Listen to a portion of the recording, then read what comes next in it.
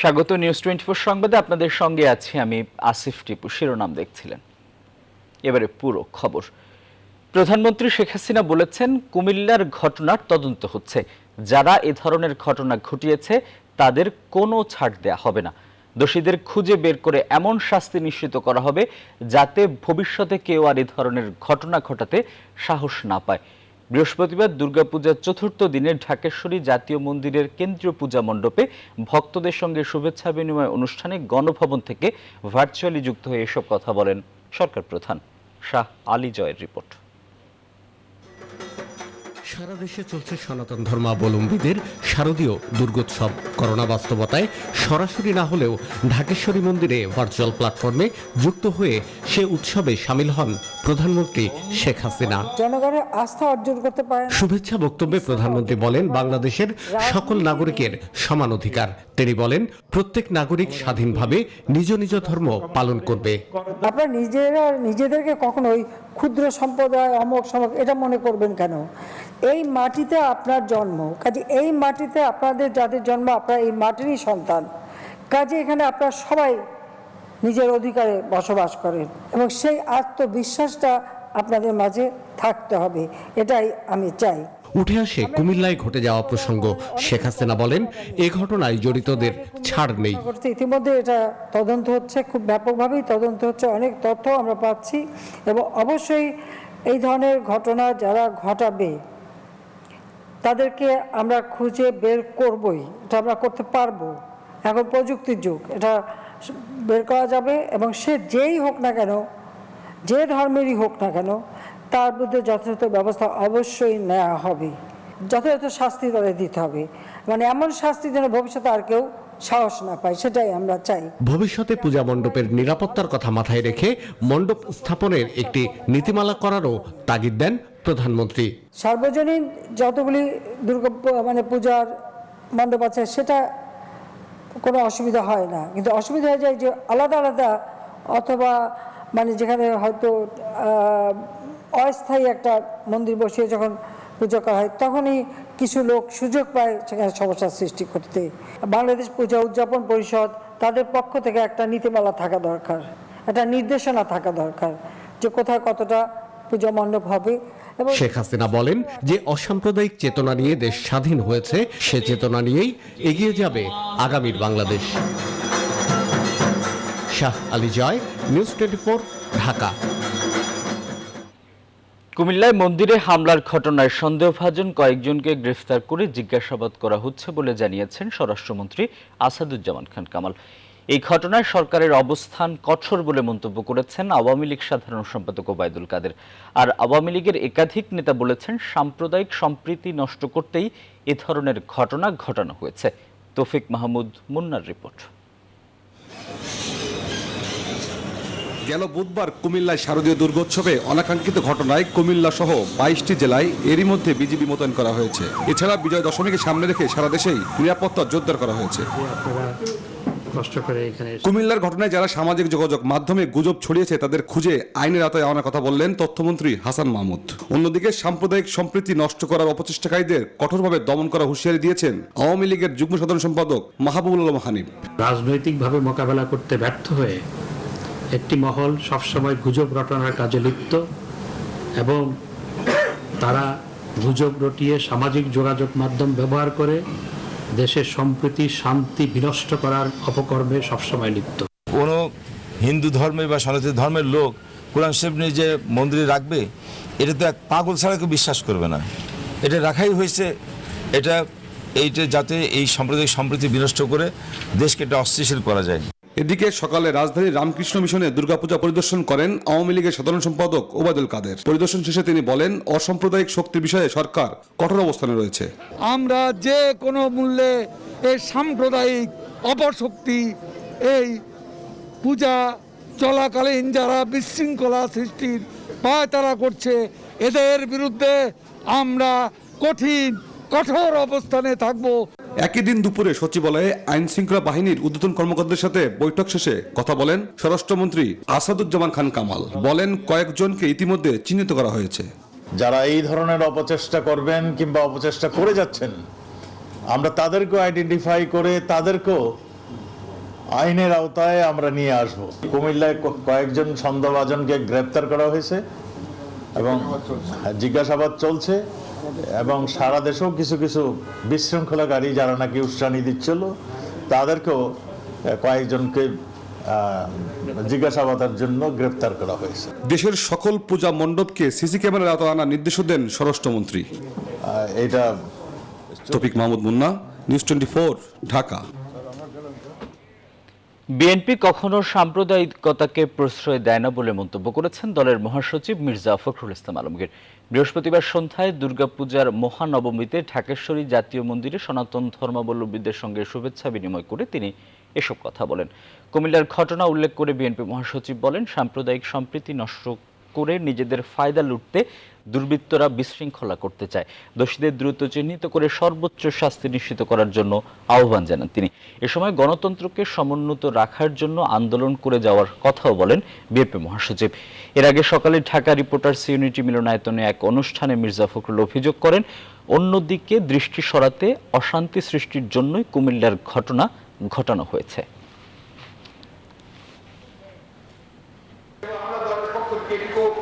আমরা অত্যন্ত জোর গলায় বলতে পারি, দৃঢ়তার সঙ্গে বলতে পারি, আমরা কোনো রকম সাম্প্রদায়িকতা প্রশ্রয় দিই না, আমরা দেব না কোনোদিন। অবিলম্বে এই সমস্ত দুষ্কৃতিকারী যারা সাম্প্রদায়িক সম্প্রীতিকে নষ্ট করতে চায়, যারা বাংলাদেশে অস্থিতির সৃষ্টি করতে চায়, তাদের বিরুদ্ধে তদন্ত করে ব্যবস্থা গ্রহণ করা অত্যন্ত প্রয়োজন। সকলের সম্মিলিত প্রচেষ্টায় কুমিল্লার পরিস্থিতি নিয়ন্ত্রণ সম্ভব হয়েছে বলে মন্তব্য করেছেন জেলা প্রশাসক কামরুল হাসান। বৃহস্পতিবার এক সংবাদ সম্মেলনে তিনি গুজবে কান না দিতে সকলের প্রতি আহ্বান জানান। সকলের সম্মিলিত প্রচেষ্টায় আপনাদের সহযোগিতায় এটা নিয়ন্ত্রিত হচ্ছে এবং কোনো ক্যাজুয়ালিটি ছাড়াই কিন্তু পরিস্থিতি শান্ত অবস্থায় আসছে আলহামদুলিল্লাহ। একজন আহত হয়েছে, তার চিকিৎসার জন্য চিকিৎসার জন্য আমরা বলেছি, তার জন্য যথাযথ চিকিৎসা যাতে হয় সেটা আমরা নজর রাখছি। কুমিল্লার ঘটনায় জড়িতদের শাস্তির ব্যবস্থা করা এবং জনগণকে সাম্প্রদায়িক ষড়যন্ত্রের বিষয়ে সতর্ক থাকার আহ্বান জানিয়েছেন বাংলাদেশের আলেম ওলামাদের বিভিন্ন সংগঠন। এই ঘটনার সঙ্গে জড়িত অপরাধীদের দ্রুত গ্রেপ্তার করে কঠোর শাস্তির ব্যবস্থা করার দাবি জানিয়েছে হেফাজতে ইসলাম বাংলাদেশ। বৃহস্পতিবার রাজধানীর খিলগাঁওয়ে হেফাজত মহাসচিবের কার্যালয়ে অনুষ্ঠিত খাস কমিটির বৈঠকে এ দাবি জানান হেফাজত নেতারা। একই সঙ্গে তারা দেশের সকল ইসলাম প্রিয় তৌহিদি জনতা, হেফাজতের সর্বস্তরের নেতাকর্মী ও কওমি মাদ্রাসার আলেম ওলামা ও শিক্ষার্থীদের কারো উস্কানিতে ভুল সিদ্ধান্ত না নেয়ার আহ্বান জানিয়েছেন। এছাড়া তরিকত ফেডারেশন, আহলে সুন্নাত ওয়াল জামাত, খেলাফত মজলিস ও ফরাজাই আন্দোলন বাংলাদেশ আলাদাভাবে সংবাদ বিজ্ঞপ্তির মাধ্যমে এই ঘটনার তীব্র নিন্দা জানিয়েছে।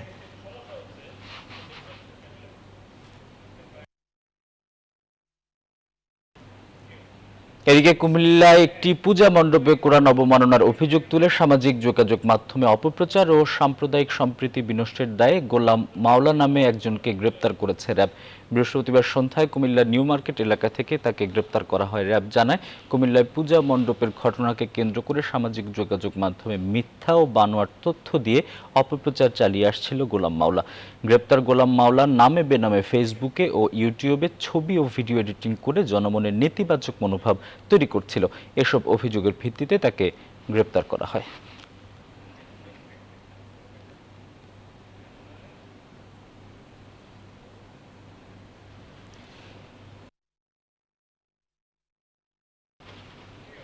এবার টিকার আওতায় আসছে 12 থেকে 17 বছর বয়সীরা।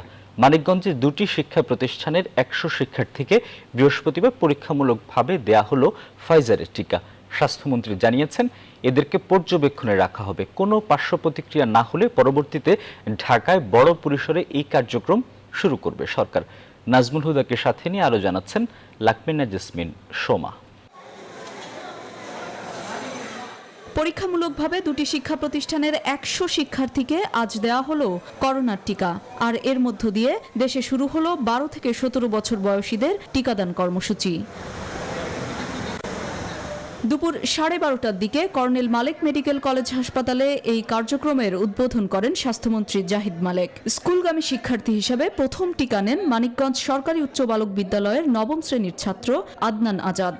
দীর্ঘ 1 বছরের বেশি সময় ক্লাস করতে পারিনি, এখন ক্লাস শুরু হয়েছে, আমাদের বাবা মা টিকা নিয়েছে, এখন আমরাও টিকা নিচ্ছি। স্কুল কলেজ খুলে দিয়েছে, পড়ালেখা আমাদের একটা গতি আসছে, আবার এই মুহূর্তে আমরা টিকাও নিয়ে ফেলেছি। টিকা নেওয়ার পরে এখন ভালো লাগতেছে, আর টিকা নেওয়ার সময় ওইরকম কোনো ইয়েও লাগে নাই। স্বাস্থ্যমন্ত্রী জানান, টিকা নেওয়া শিক্ষার্থীদের পর্যবেক্ষণে কোনো পার্শ্ব প্রতিক্রিয়া না পেলে বড় পরিসরে এই কার্যক্রম শুরু করবে সরকার।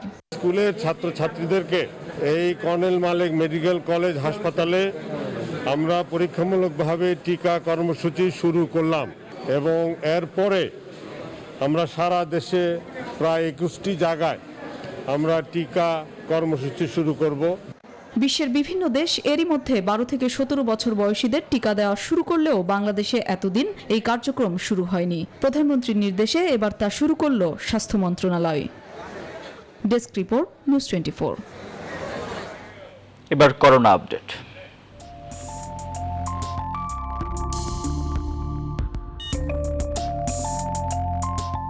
মামা, মাঝখানের সিট রাখলে ফাঁকা, সবার হইব ভালো থাকা। আমার সিটে বসছি আমি, আর আপনি করেন বাড়াবাড়ি। উস্তাদ, থামান গাড়ি, থামাইতে হইব মহামারী। নিয়ম মেনা সবাই একসাথে করোনা ঠেকায়। গত 24 ঘন্টায় দেশে করোনা ভাইরাসে আক্রান্ত হয়ে আরও 7 জন মারা গেছেন। গত 7 মাসে করোনায় এটাই সর্বনিম্ন মৃত্যু। এর আগে গত 11 মার্চ করোনা আক্রান্ত হয়ে 6 জনের মৃত্যু হয়েছিল। গত 24 ঘন্টায় নতুন করে করোনা শনাক্ত হয়েছেন 466 জন, যা বুধবার ছিল 518 জন। বৃহস্পতিবার স্বাস্থ্য অধিদপ্তরের প্রেস বিজ্ঞপ্তিতে এ তথ্য জানানো হয়। এ নিয়ে দেশে এ পর্যন্ত মোট 15,64,485 জনের করোনা শনাক্ত হয়েছে।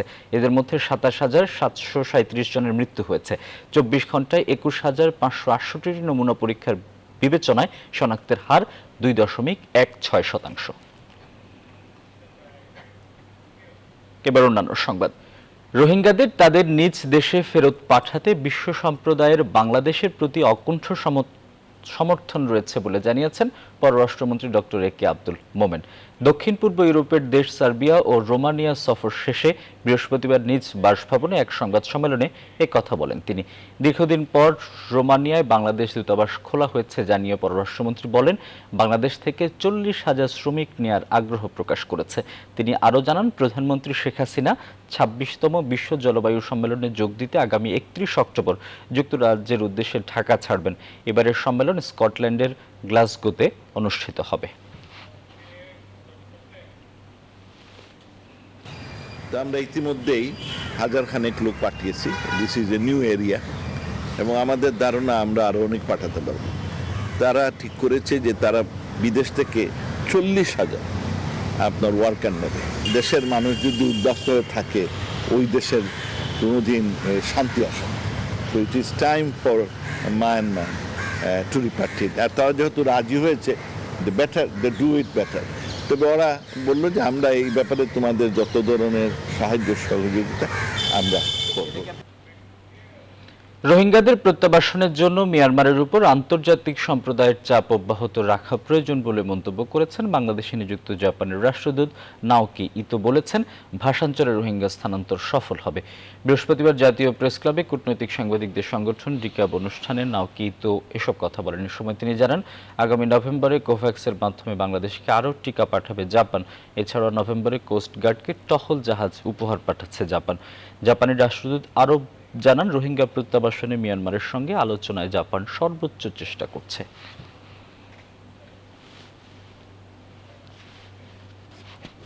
Rohingya issue is a very, very important part when we endeavor to realize this policy vision.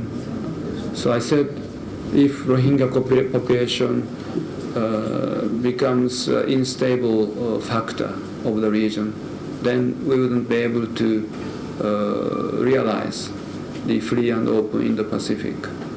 So that is why Japan has been trying very, very hard to address and resolve the Rohingya issues. সীমাহীন যানজটে নাকাল উত্তর ও পশ্চিমাঞ্চলের 22 জেলার মানুষ। সিরাজগঞ্জের নকলা সেতুর সংস্কার কাজ চলায় 9 ঘন্টা ধরে বঙ্গবন্ধু সেতুর টোল আদায় বন্ধ ছিল। এতে সেতুর পূর্ব পশ্চিম প্রান্তে মিলে প্রায় 70 কিলোমিটার এলাকায় তীব্র যানজট ছড়িয়ে পড়ে। 30 মিনিটের পথ পেরোতে সময় লাগছে 10 থেকে 12 ঘন্টা। সড়ক ও জনপথ বিভাগ বলছে, নকলা সেতুর সংস্কার কাজ শেষ হলে কমবে দুর্ভোগ।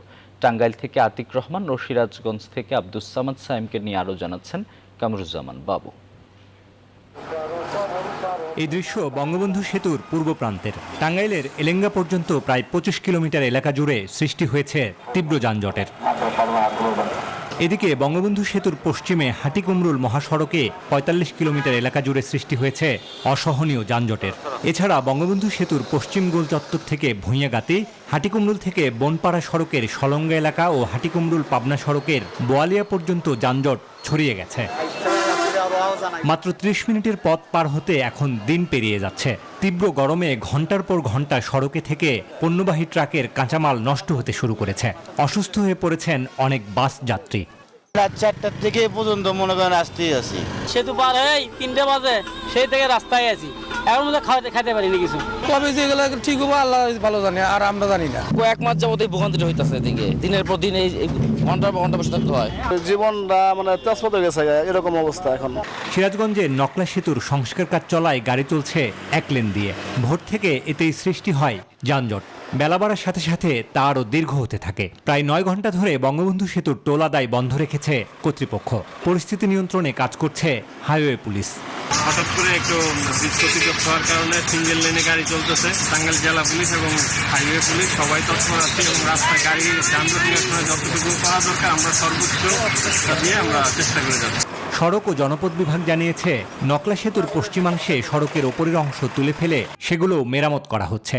সংস্কার কাজ শেষ হলে দুর্ভোগ কমে আসবে বলে জানান সড়ক জনপথ বিভাগ সিরাজগঞ্জের নির্বাহী প্রকৌশলী। নলকা বৃষ্টি ক্ষতিগ্রস্ত হয়, আমরা বিকল্প হিসাবে বেইলি ব্রিজ দিয়ে গাড়ি পারাপার শুরু করেছিলাম, কিন্তু এটা একদিনও টিকে নাই। আজকে আমরা 50 মিলি প্লেট দিয়ে এটা রিপেয়ার করছি। সন্ধ্যার আগে এই রিপেয়ার কাজ শেষ হয়ে যাবে এবং জনদুর্ভোগ কমবে বলে আশা করছি। মহাসড়কটি দিয়ে প্রতিদিন উত্তর ও দক্ষিণ পশ্চিমাঞ্চলের 22 জেলার অন্তত 20,000 যানবাহন চলাচল করে। প্রায় 9 ঘন্টা ধরে বঙ্গবন্ধু সেতু বন্ধ থাকায় দুই পারে অন্তত 10,000 গাড়ি আটকা পড়েছে বলে ধারণা সংশ্লিষ্টদের।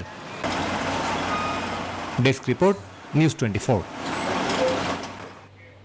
মৃত সন্তান জন্ম দিয়ে শেষ পর্যন্ত মারাই গেলেন স্বামীর নির্যাতনে গায়ে আগুন দেয়া কিশোরী মা লাবণ্য। যৌতুকের টাকার চাপে শেষ পর্যন্ত নিজের গায়ে আগুন লাগিয়ে আত্মহত্যার চেষ্টা করেছিলেন তিনি। রাজধানীর শেখ হাসিনা বার্ন ইউনিটে বৃহস্পতিবার চিকিৎসাধীন অবস্থায় মৃত্যু হয় লাবণ্যর। মেয়েকে নির্যাতনকারী স্বামী শাহিন আলম ও তার পরিবারের দৃষ্টান্তমূলক শাস্তি চেয়েছেন লাবণ্যর বাবা মা। প্লাবন রহমানের রিপোর্টে বিস্তারিত। সুরাইয়া নেওয়াজ লাবণ্য 17 বছর বয়সী এই তরুণী এখন না ফেরার দেশে। নিজের গায়ে আগুন লাগিয়ে নির্যাতন থেকে মুক্তি খুঁজে চলে গেছেন পরপারে। মাত্র 17 বছর বয়সে জীবন শেষ করে দিতে চেয়েছেন সুরাইয়া নেওয়াজ লাবণ্য। বিয়ের 1 বছর না যেতেই স্বামীর যৌতুকের চাপ, সেই সঙ্গে শ্বশুরবাড়ির লোকজনের নানামুখী নির্যাতনে আত্মহত্যার পথ বেছে নেন এই স্ত্রী। পেটে সন্তানের আকার বাড়ার সঙ্গে সঙ্গে বেড়েই চলছিল লাবণ্যের ওপর শারীরিক মানসিক নির্যাতন। এসব সইতে না পেরে নিজের শরীর নিজেই ঝলসে দেন আগুনে। পরে রাজধানীর শেখ হাসিনা বার্ন ইউনিটে ভর্তি হলেও শেষ রক্ষা হয়নি। বৃহস্পতিবার পৃথিবীর সব মায়া ছেড়ে চলে গেলেন লাবণ্য। তার আগে শরীরের 90 ভাগ পোড়া নিয়ে হাসপাতালে জন্ম দেন 5 মাসের মৃত কন্যা সন্তান।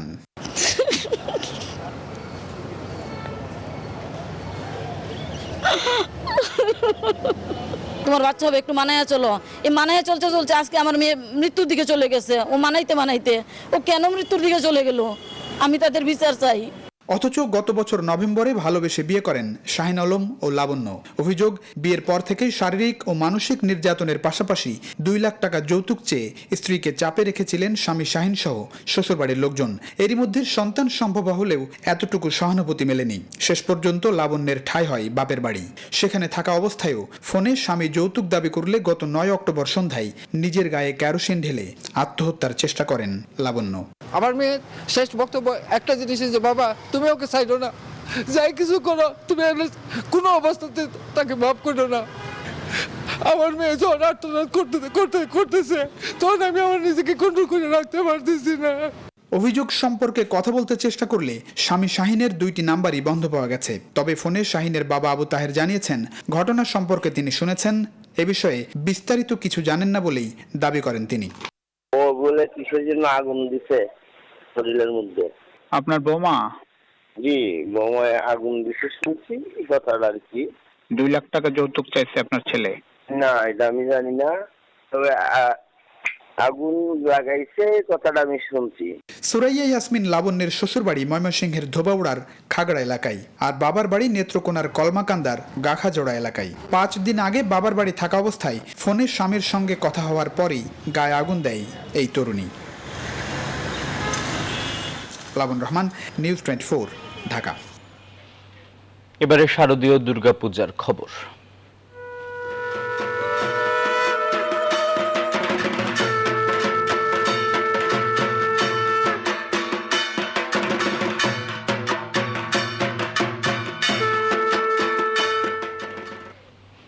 আজ শুভ বিজয়া দশমী। সারা দেশে প্রতিমা বিসর্জনের মধ্য দিয়ে আজ শুক্রবার এবারের মতো সমাপ্তি ঘটবে সনাতন ধর্মাবলম্বীদের সর্ববৃহৎ ধর্মীয় উৎসব শারদীয় দুর্গাপূজার আনুষ্ঠানিকতার। এদিকে বৃহস্পতিবার মহানবমীর দিন থেকেই মণ্ডপে মণ্ডপে বাজছে দেবী দুর্গার বিদায়ের সুর। তাই শেষ বেলায় আরতিতে অংশ নিতে ঢাকেশ্বরী মন্দিরের ঢল নামে ভক্তদের। উৎসবের শেষ দিনে তাদের প্রার্থনা শান্তি, সমৃদ্ধি আর অসাম্প্রদায়িকতার দেশ গড়ে তুলবার প্রত্যয়। সুকন্যা আমিরের রিপোর্ট।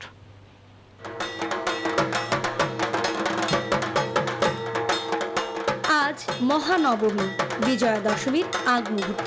ঢাকেশ্বরী মন্দিরে দুর্গা দেবীর দর্পণ স্নানের মধ্য দিয়ে শুরু হয় মূল পূজার প্রস্তুতি পর্ব।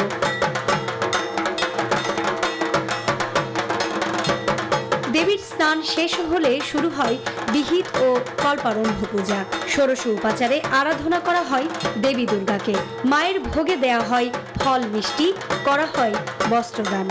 ধর্ম যার যার, উৎসব সবার, সেখানে আমরা যেন সবসময় মঙ্গল কামনায় থাকতে পারি। অপেক্ষার একটা আনন্দ আছে, সেই আনন্দটাই উপভোগ করার চেষ্টা করি। আমরা সবাই যেন ভালো থাকি আর দেবী আর আমার পড়াশোনা যেন খুব ভালো হয়। আজকেই শেষ, কালকে বিজয়া, এটুকু মন খারাপ, আবার সামনের বছর আসবে সেই আনন্দ। ঢাকের বাদ্য, শঙ্খ, উলুধ্বনিতে শুরু হয় আরতি।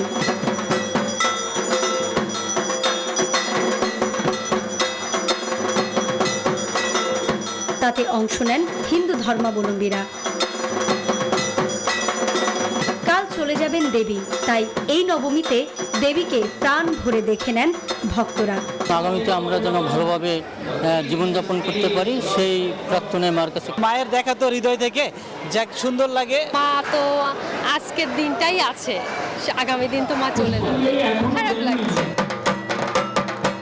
অর্ঘ্য আর অঞ্জলি প্রদানের মধ্য দিয়ে শেষ হয় নবমীর প্রথম পর্বের আনুষ্ঠানিকতা। পরে মহানবমীর মাহাত্ম্য বর্ণনা করেন পুরোহিত। এই নবমীতে সকল দেবদেবী যারা আমাদের মা দুর্গাকে অস্ত্র দিয়ে সজ্জিত করেছেন, এই অস্ত্র সজ্জাটা তার পরিপূর্ণ হয় এবং এই অস্ত্র সজ্জার বলে তিনি বলীয়ান হয়ে আগামীকাল রাবণকে বধ করবেন। আগামীকাল বিজয়া দশমী। বাপের বাড়ি ছেড়ে দেবী দুর্গা ফিরে যাবেন কৈলাসে। মণ্ডপে মণ্ডপে একদিকে যেমন উৎসবের আনন্দ, অন্যদিকে বিষাদের সুর। শেষ বেলায় ভক্তদের প্রার্থনায় অশুভ অমঙ্গলের হবে বিসর্জন, গড়ে উঠবে অসাম্প্রদায়িকতার দেশ। সুকন্যা আমির, নিউজ 24, ঢাকা। নিউজ 24 সংবাদের সময় হলো একটা বিরতির, ফিরছি একটু পর, সঙ্গেই থাকুন।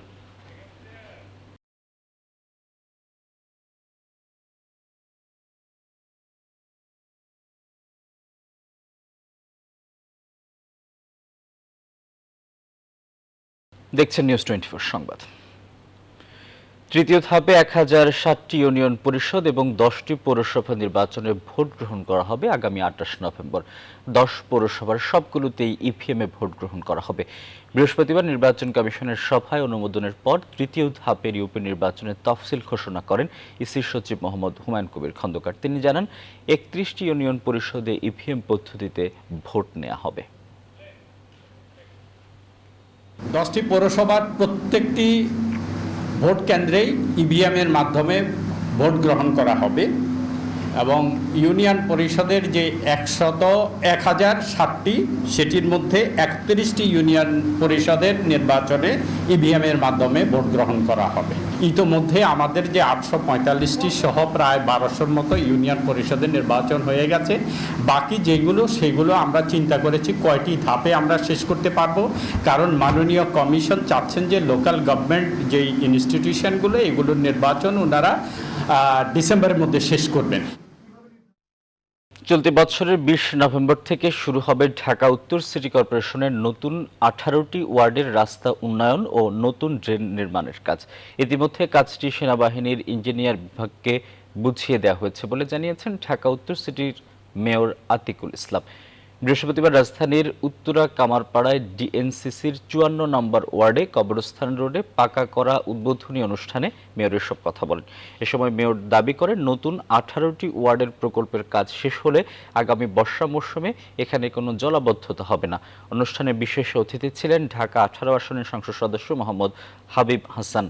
অনুষ্ঠান শেষে পাকা রাস্তার ফলক উন্মোচন এবং হরিরামপুর উচ্চ বিদ্যালয় সংলগ্ন বঙ্গবন্ধু শেখ মুজিবুর রহমানের মুরাল উন্মোচন করেন ডিএনসিসি মেয়র ও স্থানীয় সংসদ সদস্য। বিভিন্ন এলাকায় ড্রেনের মধ্যে জলবদ্ধ হলে কোমর পানি হয়ে যাচ্ছে, তাই আমরা প্রত্যেকটি ওয়ার্ড থেকে একটি করে রাস্তা আমরা বেছে নিচ্ছি। আগামী 20 নভেম্বর থেকে টোটাল রাস্তার বাস্তবায়ন করবে বাংলাদেশ সেনাবাহিনীকে আমি দিয়ে দিয়েছি টোটাল কাজটা করার জন্য। সেনাবাহিনীকে দিয়েছি আমি এই জন্য এই রাস্তাটা তাড়াতাড়ি করার জন্য।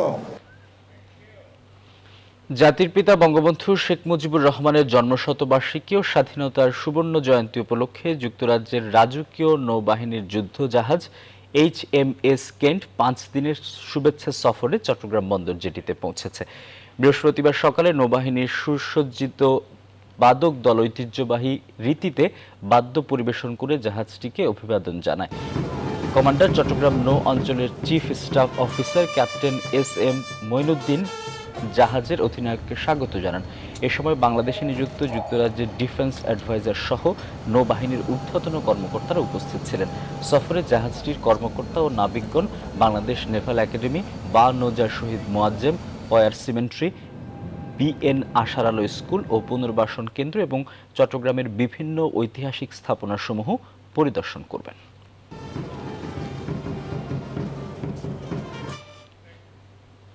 এবার ফার্স্ট সিকিউরিটি ইসলামী ব্যাংক অর্থ বাণিজ্যের সংবাদ।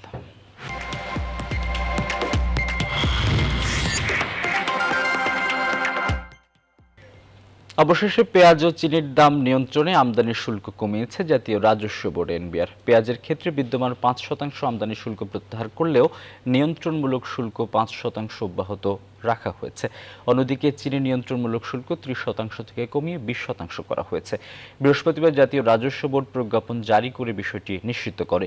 এর আগে গেল 11 অক্টোবর পেঁয়াজ, চিনি ও সয়াবিন তেলের শুল্ক কমাতে NBRকে অনুরোধ জানায় বাণিজ্য মন্ত্রণালয়। এর 3 দিনের মাথায় পেঁয়াজ ও চিনির দাম কমানো হলো। পেঁয়াজের ক্ষেত্রে এই সুবিধা রাখা হয়েছে 31 ডিসেম্বর, আর চিনির ক্ষেত্রে আগামী বছরের ফেব্রুয়ারি পর্যন্ত হ্রাসকৃত এই শুল্ক হার অব্যাহত রাখবে NBR।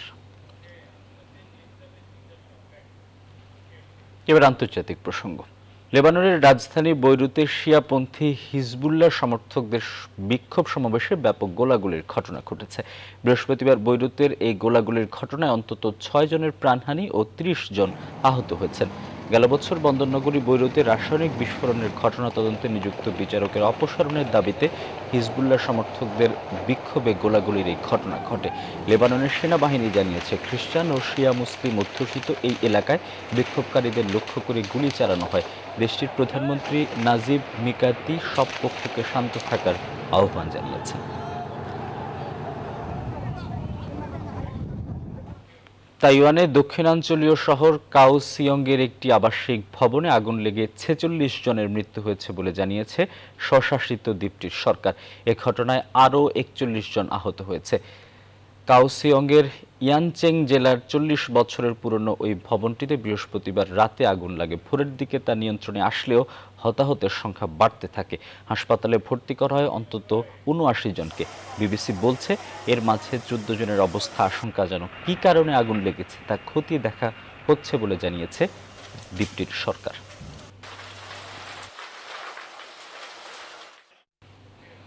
জাপানের পার্লামেন্ট ভেঙে দিয়ে 31 অক্টোবর সাধারণ নির্বাচনের ডাক দিয়েছেন দেশটির প্রধানমন্ত্রী ফুমিও কিশিদা। বৃহস্পতিবার পার্লামেন্টের নিম্নকক্ষ ভেঙে দিয়ে নির্বাচনের তারিখ ঘোষণা করেন তিনি। চলতি মাসের 4 তারিখে জাপানের প্রধানমন্ত্রী নির্বাচিত হন ফুমিও কিশিদা। এর 40 দিনের মাথায় নিম্নকক্ষ ভেঙে দেওয়ার ঘোষণা দিতে হলো তাকে। 4 বছরের জন্য নির্বাচিত নিম্নকক্ষের বর্তমান মেয়াদ অক্টোবরের 21 তারিখে উত্তীর্ণ হতে যাচ্ছে। দ্বিতীয় বিশ্বযুদ্ধ পরবর্তী সময়ে জাপানের গণতান্ত্রিক ইতিহাসে এবারই প্রথম নিম্নকক্ষের মেয়াদ উত্তীর্ণ হওয়ার পর সাধারণ নির্বাচন অনুষ্ঠিত হচ্ছে।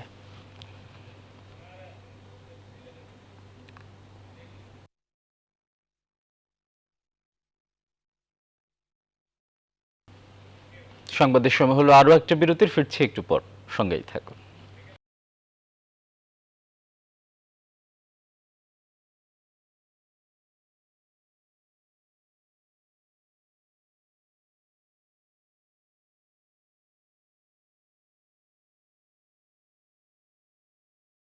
বিরতির পর আবারও স্বাগত, দেখছেন নিউজ 24 সংবাদ।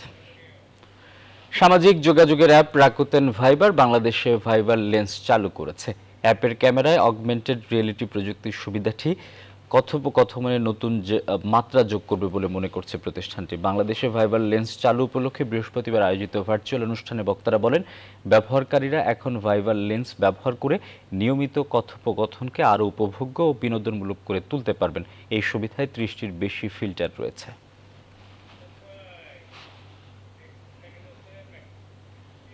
ছয় মাস ধরে কারখানা তরল বর্জ্যে আর বৃষ্টির পানিতে ডুবে আছে রাজধানীর শ্যামপুর কদমতলী শিল্প এলাকা।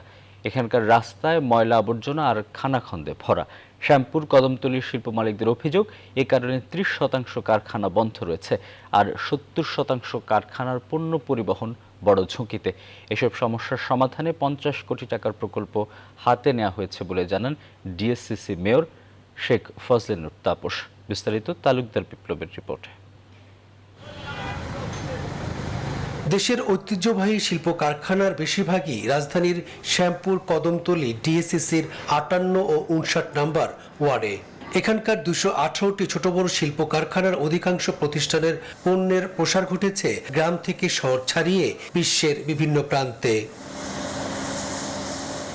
শ্যামপুর কদমতলী শিল্প মালিক সমিতির অভিযোগ, এই খাত থেকে বাংলাদেশ বছরে কোটি কোটি টাকা বৈদেশিক মুদ্রা আয় করছে, অথচ এখানকার রাস্তা ও ড্রেন সংস্কারে সিটি কর্পোরেশন উদাসীন। এছাড়া কিছু শিল্প কারখানার অব্যবস্থাপনার কারণে এখানকার অভ্যন্তরীণ বেশিরভাগ সড়কের যোগাযোগ ও ড্রেনেজ ব্যবস্থা ভেঙে পড়েছে। ড্রেনগিনি পরিষ্কার থাকলে, পরিষ্কার করে স্ল্যাবগিনি লাগাইলে এই ভোগান্তিকে এর ভুগতে হইতো না। পানির কারণে মানুষ মিল ফ্যাক্টরিতে আসা যাওয়া করতে পারতেছে না, সবকিছু উন্নয়ন থেকে ব্যাহত হচ্ছে। সরজমিনে দেখা গেছে প্রতিটি কারখানার সামনের রাস্তায় নালায় তরল বর্জ্যের স্রোত। তরল বর্জ্যের পানিতে Kadamtali steel mill, Gazi tank, HRC rolling mills এবং ওষুধ শিল্প প্রতিষ্ঠান এরিস্টো ফার্মার চারপাশ ডুবে আছে। এছাড়া বেশিরভাগ সড়কের ড্রেনেজ ব্যবস্থা ভেঙে রাস্তায় উপচে পড়ছে পয়ঃবর্জ্য। ডিএসসিসির সহযোগিতা না পেয়ে নিজেরাই চাঁদা তুলে এসব সমস্যার সমাধান করছে বলে জানায় মালিকরা। এখানে কিন্তু সিটি কর্পোরেশনের কিছু নিয়মকানুন এবং তাদেরও দায় দায়িত্ব কিছু থাকে, কিন্তু তারা আসলে অদ্যবধি দুর্ভাগ্যবশত কি বলবো, দুর্ভাগ্যের বিষয়ে আমাদের যে কাউন্সিলর উনি তো অ্যাক্টিভ না, এ ব্যাপারে কোনো খবর আনে না, কোনো আসেও না, দেখেও না কি হইতেছে। তবে ডিএসসিসি মেয়র জানালেন, এসব সমস্যা সমাধানে আরো 6 মাস অপেক্ষা করতে হবে। এরই মাঝে সেখানে আমরা প্রায় নিজস্ব অর্থায়নে 50 কোটি টাকার আমরা প্রকল্প নিয়েছি, যাতে করে আমরা সেই পানি নিষ্কাশন বুড়িগঙ্গা পর্যন্ত আমরা নিয়ে যেতে পারি, কিন্তু এটা সময় সাপেক্ষ, আমাদের দরপত্র চলমান আছে। মেয়র জানান, এই শিল্পাঞ্চলের বৃষ্টির পানি আর ডাইং কারখানার বর্জ্য 13 নম্বর সড়ক দিয়ে বুড়িগঙ্গা গিয়ে পড়ত। শিল্পাঞ্চল ঘেঁষে পদ্মা সেতু রেলওয়ের প্রকল্পের কারণে এই পথ বন্ধ করে দেয় বাংলাদেশ রেলওয়ে কর্তৃপক্ষ। তালুকদার বিপ্লব, নিউজ 24, ঢাকা। এবারে প্রবাসের খবর।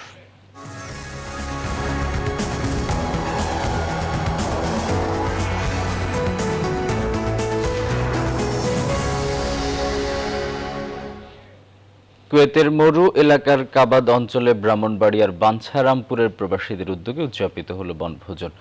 আজাদ আহমেদ জালালের সভাপতিত্বে এবং পারভেজ রানার সঞ্চালনায় প্রবাসীদের এই মিলন মেলায় প্রধান অতিথি ছিলেন বিশিষ্ট ব্যবসায়ী মঈনুদ্দিন মঈন।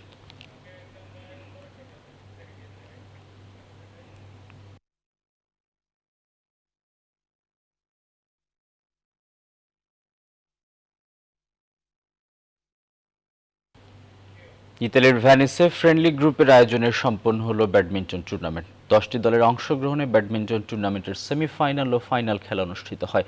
টুর্নামেন্টের ফাইনাল খেলায় নাজমুস সুহেল জুটি 2-0 সেটে সাগর লাফি জুটিকে পরাজিত করে চ্যাম্পিয়ন হওয়ার গৌরব অর্জন করে। অনুষ্ঠানে উপস্থিত ছিলেন ভেনিস বাংলা স্কুলের সভাপতি সৈয়দ কামরুল সরোয়ার, টুর্নামেন্টের প্রধান পৃষ্ঠপোষক কিশোরগঞ্জ জেলা সমিতি ও বাংলাদেশ ক্রীড়া সংস্থা ভ্যানিসের সভাপতি সুলেমান হোসেন সহ আরও অনেকে।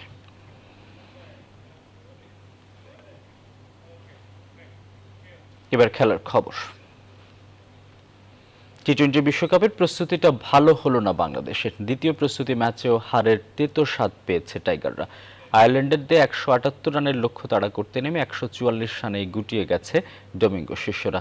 আবুধাবির ওভাল 1 স্টেডিয়ামে টসে জিতে ব্যাট করতে নেমে গ্যারেথ ডিলানেন 8 ছক্কা ও 3-4-এ সাজানো অপরাজিত 88 রানে ভর করে 177 রানের বড় স্কোর দাঁড় করায় আয়ারল্যান্ড। জবাবে ব্যাট করতে নেমে শুরুতেই ধাক্কা খায় বাংলাদেশ। দলীয় 5 রানে 2 ওপেনার লিটন ও নাইম ফেরার পর 4 রানে সাজঘরে ফেরেন মুশফিক। মাঝে সৌম্য 37 ও সোহান 38 রান করলেও দাঁড়াতে পারেনি আর কোনো ব্যাটসম্যান। ফলে নির্ধারিত ওভারে 144 রানে গুটিয়ে যায় টাইগাররা। ফলে 33 রানে হারের স্বাদ নিয়ে বিশ্বকাপের প্রস্তুতি শেষ করল বাংলাদেশ।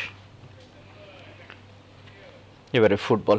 লাতিন আমেরিকা অঞ্চলের বিশ্বকাপ বাছাইয়ের ম্যাচে আবারও আলাদা আলাদা ম্যাচে মাঠে নামছে আর্জেন্টিনা ও ব্রাজিল। আজ শুক্রবার বাংলাদেশ সময় ভোর 5:30টায় লিওনেল মেসির আর্জেন্টিনার প্রতিপক্ষ পেরু আর ভোর 6:30টায় উরুগুয়েকে আতিথেয়তা দেবে নেইমাররা। বিস্তারিত ম্যাচ প্রিভিউয়ে। দুর্দান্ত ছন্দে ছুটতে থাকা ব্রাজিল সর্বশেষ ম্যাচে কলম্বিয়ার মাঠে হোঁচট খেয়েছে, ফলে গোলশূন্য ড্র নিয়ে বাড়ি ফিরতে হয়েছে তাদের। সেক্ষেত্রে ম্যাচটি সেলেসাওদের জন্য জয় ফেরার। যদিও প্রতিপক্ষ হিসেবে উরুগুয়ে মোটেও সহজ নয়। আর্জেন্টিনার কাছে নিজেদের সর্বশেষ ম্যাচে 3 গোল খেলেও ব্রাজিলকে কাঁপিয়ে দিতে মরিয়া তারা। তবে সেই সুযোগ পাবে কি না সেটা এখন দেখার বিষয়। সময়টাও ভালো যাচ্ছে না উরুগুয়ের। নিজেদের শেষ 5 ম্যাচের মধ্যে 2টিতে জিতেছে তারা, যেখানে ব্রাজিল হেরেছে 1টিতে। বিশ্বকাপ বাছাই টানা 9 জয়ে কনমেবল অঞ্চল থেকে শীর্ষে ব্রাজিলের পয়েন্ট এখন 28। বোঝাই যাচ্ছে তারা কতটা ছুটছে অন্তত এই প্রতিযোগিতায়। তাছাড়া মুখোমুখি দেখায় ব্রাজিলের অর্জনের পাল্লাই ভারী। শেষ 5 ম্যাচের মধ্যে শুধু 1টিতে জিতেছে উরুগুয়ে, বাকি 4 ম্যাচের 3টিতেই জয় পায় ব্রাজিল। 1 ম্যাচ হয় ড্র। লড়াইটা হবে আক্রমণ ভাগের, কারণ ব্রাজিলের আক্রমণ ভাগও নিখুঁত। নেইমার পাকুয়েতাদের থামাতে হয়তো আলাদা ছকই কষতে হবে উরুগুয়ের কোচ অস্কার তাবারেসকে। এদিকে ছন্দে থাকা আর্জেন্টিনার সামনে সুযোগ সন্ধানী পেরু। বিশ্বকাপ বাছাইয়ে এখনো ভালো পয়েন্ট তুলতে পারেনি তারা। 11 ম্যাচ খেলে জমা করেছে 11 পয়েন্ট। এমন ধুঁকতে থাকা পেরুকে হারিয়ে আরও 3 পয়েন্ট লুফে নিতে চায় মেসিরা। প্যারাগুয়ের ম্যাচে ফিনিশিং নিয়ে ভোগার পর উরুগুয়ের বিপক্ষে ছন্দে ফেরায় এখন লিওনেল স্কলেনির শিষ্যদের মূল আত্মবিশ্বাস। তার উপর ঘরে মাঠে দর্শকদের উৎসাহ তো থাকছেই। কাগজে কলমেও আর্জেন্টিনা এই ম্যাচের ফেভারিট। 2 দলের শেষ 5 দেখায় একবারও হারেনি কোপা আমেরিকার বর্তমান চ্যাম্পিয়নরা। আর আক্ষরিক অর্থে দুর্দান্ত ফর্মে আছে আলবিসেলিস তারা, কারণ 2022 কাতার বিশ্বকাপ বাছাই পর্বে এখনো পর্যন্ত কোনো ম্যাচ হারেনি তারা। সব মিলিয়ে টানা 24 ম্যাচে অপরাজিত স্কলনির দল, যা তাদের দ্বিতীয় সেরা অর্জন। এর আগে কোচ আলফিও বাসিলের অধীনে টানা 31 ম্যাচ অপরাজিত ছিল আর্জেন্টিনা। তামিমুর রহমান, নিউজ 24। এখন এই পর্যন্ত আরো খবর ও বিশ্লেষণ জানতে ভিজিট করুন news24bd.tv। সঙ্গে থাকায় ধন্যবাদ সবাই।